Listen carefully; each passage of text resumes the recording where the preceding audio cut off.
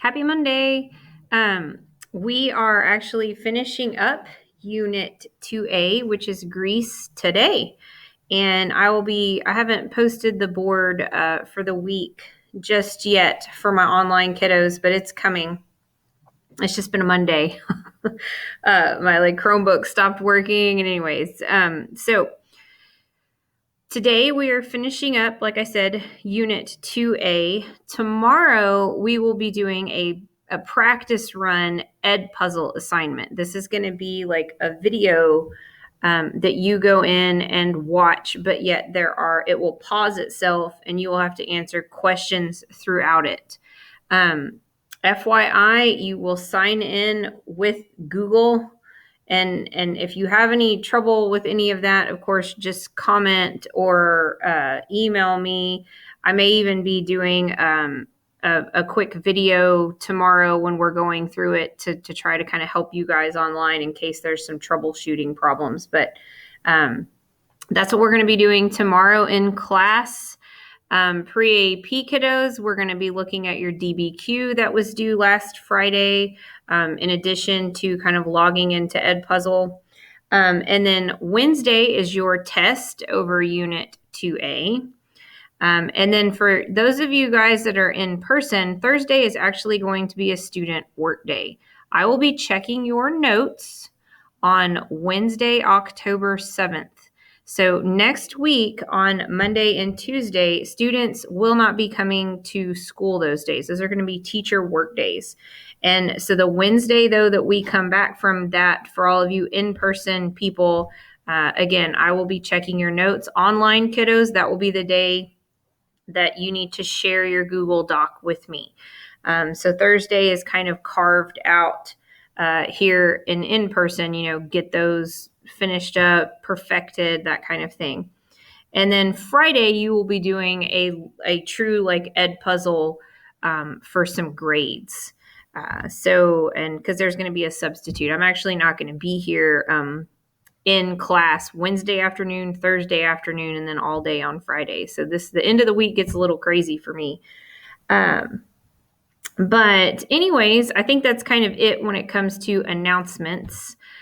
But, for those of you that are online, this will probably be the only video that I post for this week. Again, unless there's just a bunch of issues with the Edpuzzle tomorrow and kind of trying to troubleshoot that, then I may create like a how-to video.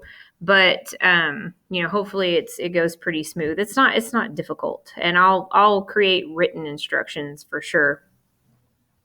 So, anyways, with all that being said, let's get into the invasion of Greece by Philip II of Macedon. So at the end of the week, last week, we ended with the Peloponnesian War, which of course is Sparta against Athens. Sparta wins.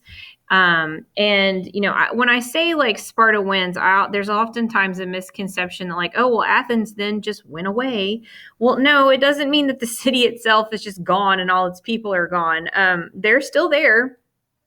It's just, they're in a weakened state. And they lost, and they're not as powerful. They're under the control of Sparta, and for a little bit. And so it just means that, overall they've been defeated. They've been weakened. Lots of people have died. Their city structure is compromised, that kind of thing. Well, again, I told you last week you could kind of look at Athens as being like the capital of all of the city-states. And so once it, of course, is defeated, the rest of the peninsula is highly weakened. And so this sets up Philip II quite nicely. And what's so funny is a lot of Greeks looked at Macedon and the Macedonians as like barbaric, ignorant, kind of like backwater people. And Philip II really, truly elevates the status of Macedon, not just by conquering Greece, but just with his military strategy and his focus on intellect and trying to really embrace Greek culture, through, again, philosophy, history, science, math, and really looking at the great minds that came out of Athens and utilizing what they what they gave the world. So Philip II deserves some pretty serious praise, because without his example, his son, Alexander the Great, wouldn't have really been Alexander the Great, some could argue. So Philip II, again, Alexander the Great's dad, when Alexander is a young man, really focuses in on Alexander's school and his teaching. He not only trains him in, of course, like military and, strategy for war and things like that, but he has none other than Aristotle himself tutor Alexander. So, of course, one of the most famous minds of all of the ancient world, one of the most brilliant people to have ever lived, philosopher, scientist, mathematician, historian. I mean, this guy was just an all around, like, incredible mind. Aristotle was Alexander's private tutor. And Alexander the Great was actually very, very, very smart. In addition to being, of course, this great military commander. But Philip II is going to die when Alexander is 20 years old. And what's crazy is he's actually murdered by one of his bodyguards. So this kind of sets a precedence for Alexander to be a little paranoid. And in the first 2 years that he is king of Macedon, he is going to kill off most of his political rivals, and a lot of them are like half siblings.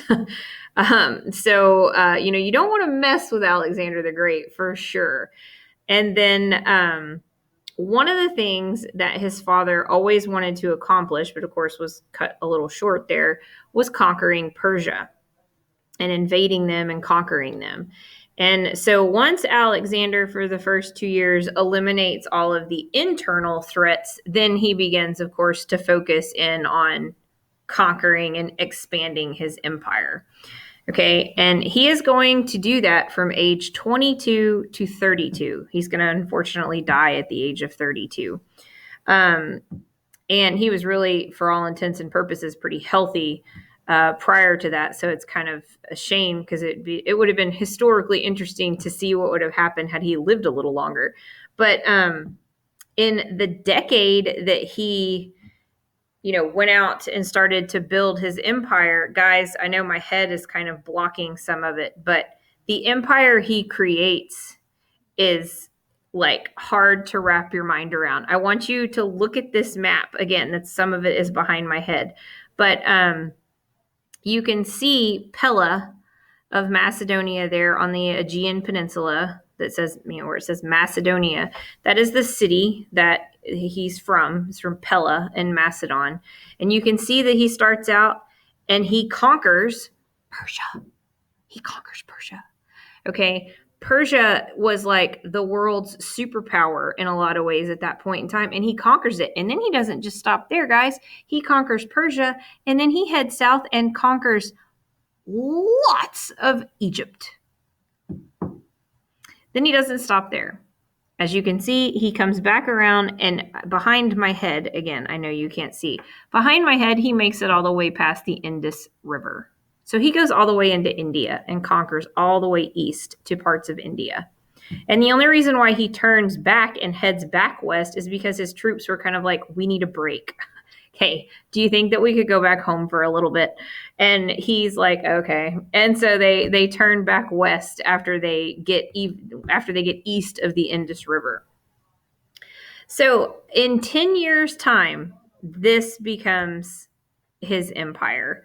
And I mean, it's impressive. And he will, of course, go down in history as being one of the most, like amazing military minds, military strategists, the world has really ever known, because of what he accomplished in such a short period of time. And military generals, kings, emperors, from here on out in history will try to emulate or copy him. They're going to look back at the history of Alexander the Great and basically try to expand their empires the way that he did. But equally important to to Alexander the Great and his legacy is, as of course his empire grew and he conquered all of these places, Greek culture was brought with him. So this is why the Greek language and their written language and their architecture and their math and science and philosophy and history starts to form kind of the basis of such a large part of the world. I mean, guys, Alexandria is named after him in Egypt. There are towns all throughout the Middle East named after him. There's actually a town named after his horse, because he loved his horse. And I mean, it's a pretty important part of being a military general back then is having a good horse. But he also supposedly broke the horse. It was a wild horse. It was a wild stallion. He supposedly broke the horse when he was only like 12, and they were like, no other man could get this wild stallion to break, and he did. And so there is kind of like a almost spiritual connection between the two of them. But anyways, so there's, he guys, you can go into the Middle East and see columned white marble ancient structures in the middle of Iran and Iraq and Syria and even into Egypt. And of course, those exist because of him. Again, like the Greek is on the Rosetta Stone because of him. And so you just kind of have to understand just the ripple effect of Greek language and culture going through that much of the world at that time, and how much influence that creates. So again, as you saw on the map just a second ago, he conquers the Middle East, which is, was Persia at the time, Egypt, all the way east to the Indus River. One of the things he does that is not popular at all with his generals and a lot of his soldiers was, once he conquered Persia, he actually started to really like Persia. He started to like their culture. He especially liked their ladies. And he ended up making a lot of his generals and soldiers angry because he started adopting Persian culture and started kind of wearing Persian clothes, started marrying Persian women.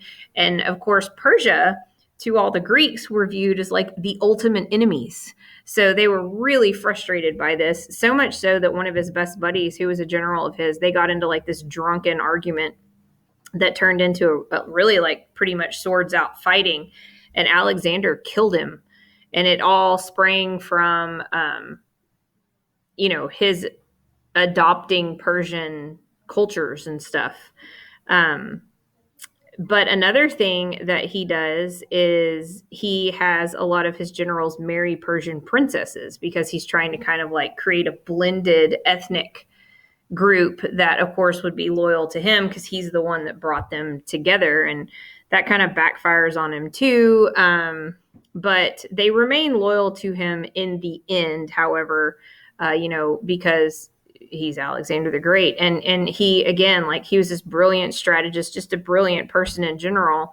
But he led his troops with almost kind of a reckless abandonment, which is why his troops did end up always staying loyal to him and loving him. As most kings, of course, like sit back in the battlefield and they won't, go forward and charge with their troops because, their life is more important. That's the viewpoint. I'm king, so I can't be out in the front lines.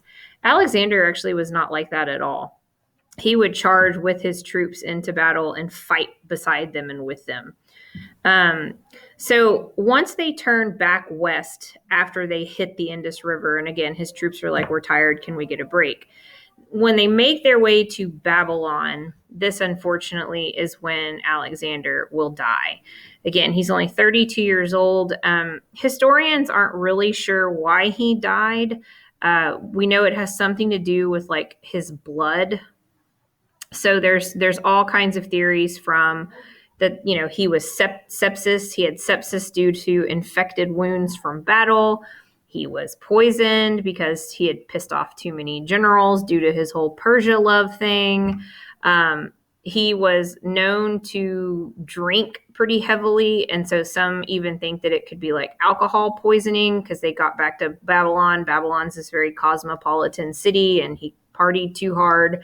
And then there's also a pretty dominant theory that he actually had gotten malaria whilst in India. And so, but, again, we don't really know. We do know, however, of course, that he left this huge lasting legacy to history in a very short time frame. I mean, for somebody to make that big of an impact and really only be a king for 12 years and, build an empire for 10, it's pretty incredible. So the Hellenistic culture, it's underlined there in the slide, that is because of his conquests. You have this new culture that's created that blends the Greek culture with, of course, Eastern culture. So the blending of Greek and Egyptian culture, the blending of Greek and Persian culture, the blending even of Indian and Greek culture, that creates kind of this baseline of the cultures that we think of today as being those places. It all goes back to him. So this video right here is 11 or 12 minutes about him. It goes through a lot pretty quickly, so just beware. But I hope you enjoy it. And again, I don't know if y'all will see my face again in a video for the rest of this week or not, depending upon how the Edpuzzle thing goes. But you have a test on Wednesday, so make sure and prepare for that and utilize the resources that you have when it's time to take it. And also remember, you have a 24-hour window to take it. But on test days at 11:59, you're done. You have to take tests on the day that I assign them. So, all right, that's it for today. Happy Monday, everybody, and have a great rest of the week and enjoy your 4-day weekend. Bye-bye.